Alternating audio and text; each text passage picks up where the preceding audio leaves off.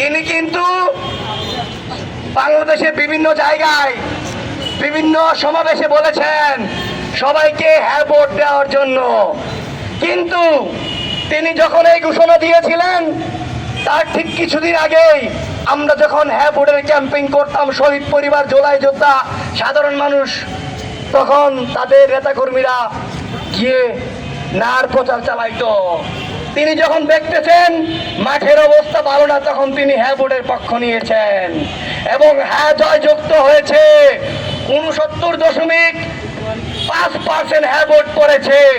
এখানে কিন্তু বাংলাদেশের মানুষের ক্ষমতার কথা চলে উঠে এসেছে, জনতার কথা, ক্ষমতার কথা কিন্তু আসে নাই। কিন্তু তিনি ক্ষমতার অপব্যবহার করছেন। তিনি জুলাই সনদের কথা রাখছেন না, গণভোটকে অস্বীকার করছেন।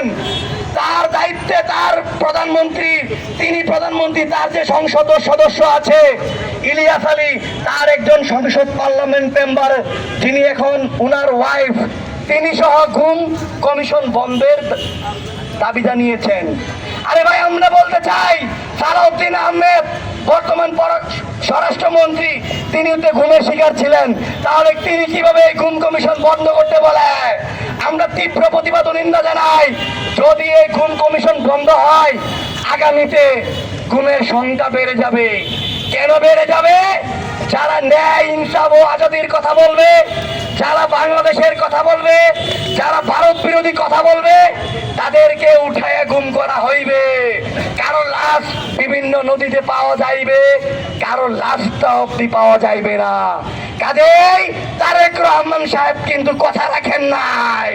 তিনি কিন্তু গণভোটকে অস্বীকার করেছেন। প্রিয় ভাই আমার, ভাইয়ের আমার, তো সেই জায়গা থেকে এই জনতা না ক্ষমতা, আমরা মনে করি সেটা তার ক্ষমতা, জনতা এখন নাই। জনগণের কাঙ্ক্ষিত লক্ষ্যে, জনগণের যে চাহিদা, জনগণ একটাই চায়, এই বাংলাদেশে যতগুলো খুন হয়েছে, যতগুলো হত্যা হয়েছে, যতগুলো ধর্ষণ হয়েছে, সেগুলোর বিচার চাই। আমরা শুধু একটা রামিসার ধর্ষণের বিচার চাই না। এই বাংলাদেশের বিভিন্ন জেলায়, বিভিন্ন উপজেলায় প্রতিদিনে রামিসার মতো অসংখ্য বোন ধর্ষিত হচ্ছে। তাদের ধর্ষণের বিচার কোথায়? তাদের ধর্ষণের বিচারও অতি দ্রুত আমরা চাই। একজনকে প্রায়োরিটি দিলে হবে না। যদি রামিসা ওই বাংলাদেশের নাগরিক হয় থাকে, অন্য অন্য বোন যারা ধর্ষিত হচ্ছে তারা ওই বাংলাদেশের নাগরিক। প্রিয় ভাইরা আমার, আমাদের একমাত্র কনসার্ন, একমাত্র ইস্যু শহীদ উসমান হাদি ভাইয়ের হত্যার বিচার, এবং তার সাথে কারা কারা জড়িত সেটা আমরা জানতে চাই।